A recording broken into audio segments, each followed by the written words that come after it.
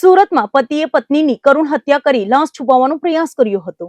સલાબતપુરામાં dietitian પત્નીને મારીને લાકડાની પેટીમાં ભરી સિમેન્ટથી સીલ કરી દીધી હતી. અનૈતિક સંબંધની શંકામાં પત્નીને મોતને ઘાટ ઉતારી દીધી હતી. પોલીસ તપાસમાં ચોંકાવનારા ખુલાસા પણ સામે આવ્યા છે. સુરત શહેર ફરી એકવાર એક કરુણ અને ચોંકાવનારી હત્યાથી દ્રવી ઉઠ્યું છે. શહેરના સલાબતપુરા વિસ્તારમાં બનેલી આ ઘટના માનવતા પર સવાલ ઉભા કરે એવી છે. મળતી માહિતી મુજબ એક પતિએ પોતાની જ પત્નીને નિર્મમ હત્યા કરી નાખી છે. મૃતક મહિલાની ઓળખ શિલ્પા સાલ્વે તરીકે થઈ છે, જે વ્યવસાયે ડાયટિશિયન હતી. પ્રાથમિક તપાસમાં સામે આવ્યું છે કે પતિને પોતાની પત્ની પર અનૈતિક સંબંધ હોવાની શંકા હતી. આ શંકાએ જ કુળ સ્વરૂપ ધારણ કર્યું અને આખરે આ હત્યામાં પરિણમ્યું. હત્યાના બાદ આરોપીએ ગુનાને છુપાવવા માટે અત્યંત શરમજનક અને વિચલિત કરી દે તેવી રીત અપનાવી. પત્નીની લાશને લાકડાની પેટીમાં ભરી દેવામાં આવી અને ત્યારબાદ તેને સિમેન્ટથી સંપૂર્ણપણે સીલ કરી દેવામાં આવી. આટલું જ નહીં, પરંતુ આરોપીએ આસપાસના લોકો અને ઓળખીતાઓને ગેરમાર્ગે દોરવા માટે કહ્યું કે તેની પત્ની ગુમ થઈ ગઈ છે. તે લોકોની નજરમાં પોતે નિર્દોષ દેખાવાનો પ્રયાસ કરતો રહ્યો, પરંતુ પોલીસ તપાસ દરમિયાન સમગ્ર હકીકત બહાર આવી ગઈ. ગોડાદરા પોલીસ સ્ટેશનમાં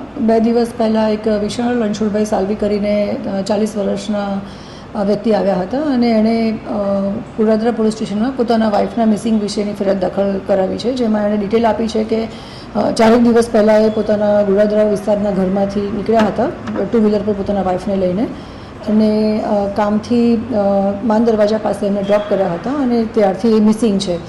આ બાબતે અમારી ટીમ ઓલરેડી કામ કરતી હતી અને મીનવાઇલ કાલે રાત્રે જે આ મિસિંગ દાખલ કરાવનાર વિશાલ સાલ્વી છે એ પોતાના ઘરે એક ચિઠ્ઠી લખી અને ઘરેથી નીકળી જાય છે.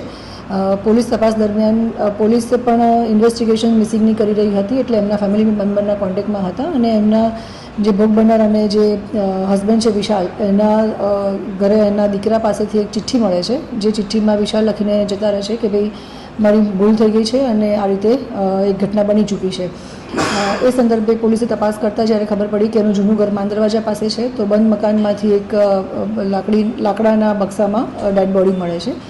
જે FSR રિપોર્ટ અને પ્રાઇમરી જે ઇન્વેસ્ટિગેશન અમારું પોલીસનું રહ્યું છે, એમાં ખ્યાલ આવે છે કે 4 થી 5 દિવસ પહેલાંની કદાચ ડેડ બોડી હોઈ શકે છે. ડેડ બોડી થોડી ફૂલેલી હાલતમાં મળી આવે છે, બોડી પર સ્કાર પણ છે અને જેણે પણ આ કૃત્ય કર્યું છે એણે રો સિમેન્ટ પણ આ બોડી પર નાખેલો છે.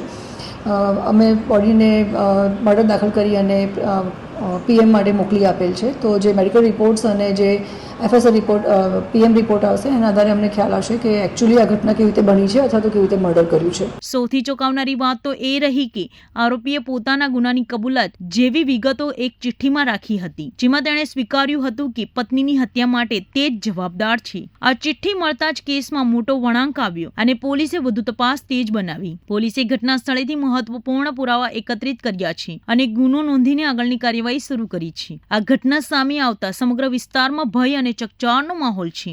લોકો આ બનાવને લઈને સ્તંભ છે અને આવી ક્રૂરતા સામે કડક કાર્યવાહી કરવાની માંગ કરી રહ્યા છે. પોલીસ અધિકારીઓએ જણાવ્યું છે કે આ કેસમાં દરેક એંગલથી તપાસ ચાલી રહી છે અને આરોપી સામે કાયદેસરની જોગવાઈ મુજબ કડક પગલાં લેવામાં આવશે. આ ઘટના માત્ર એક હત્યા નથી, પરંતુ સંબંધોમાં વિશ્વાસ તૂટે ત્યારે માનવી કેટલી હદ પાર કરી શકે છે તેવું ગંભીર ઉદાહરણ પણ છે.